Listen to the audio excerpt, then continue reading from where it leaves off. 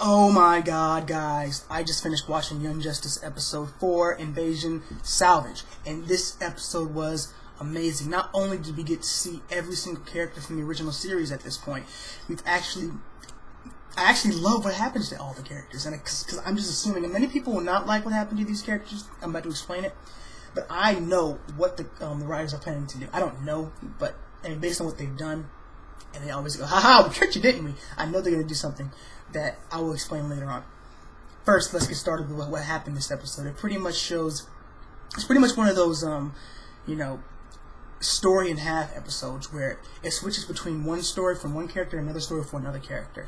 In this episode, it was Superboy and Roy. And it got from Superboy and Blue Beetle fighting with this weird elemental creature to Roy being found stealing money from this guy that he saved, only to live on, because apparently now he's just not doing that well. He's trying to find Speedy, and he just won't give up on that mission. Where everybody else thinks that he's dead, he's not giving up, and because of that, he's kind of broke down a lot. And I like how they've changed it up from the comic books to keep it more PG rated, because in the comics he was addicted to heroin at this point. You can't bring heroin into a kids show. Well, you can, but I don't know how that would work.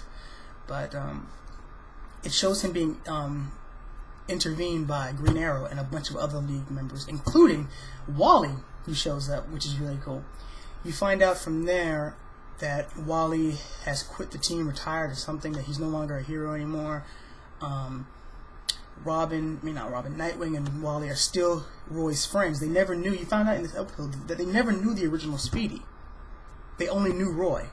Roy was the clone. They only knew the clone Roy when he came into the picture 5 years ago. They never were friends with Speedy. They were only friends with Roy. So whether he's a clone or anything, it shouldn't change their relationship with him. I mean, just look at Superboy. They even compared him to Superboy, how he is like anger management, how he is completely over the top and exaggerated over everything. But they still like him. And Roy shouldn't let that get to him. Yet Roy was kind of like, whatever, and just kind of went off. But it was kind of cool how they interacted with each other during that part. The other half was Superboy. And it felt like kind of the whole therapy episode where it switched between Superboy fighting with the Forever Men and the therapy session between the team. And this is what I really like the series for, because you actually care more about exposition than you do about actual fighting scenes, which you can't say about a lot of other TV shows.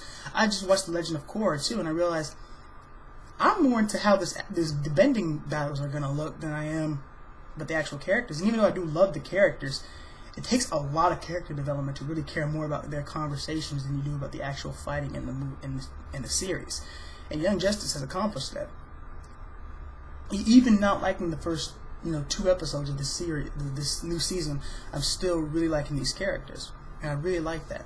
Again, I didn't really care for the whole Superboy plot, but you do find out that Blue Beetle is talking to his armor, and that his armor was created by the previous Blue Beetle before him, which was pretty much shoved down your throat as the villain in this episode. I mean, at the very end, you see a guy with pretty much the same similar weapon as Blue Beetle shooting off, destroying the elemental creature, and then at the very end, you see the 2 villains they were chasing in that episode being trapped by the same weapon that Blue Beetle used to try to trap the elemental creature. So you know it's someone with the same gadgetry, most likely the previous Blue Beetle, who they said was taken down by the light, meaning that he changed sides, probably, most likely. So that was kind of cool. I'm not really a huge Blue Beetle fan, so it's cool to actually learn a lot about who he is and everything, which is pretty interesting. But knowing that everybody's alive. By the way, at the very end, you see Wally and Artemis together in an apartment, living together, going to college together, and it was so cute. I'm not really a huge Spitfire fan. I'm not really into the whole relationship thing. I think that's just for the fangirls, but I really was happy when I saw them together.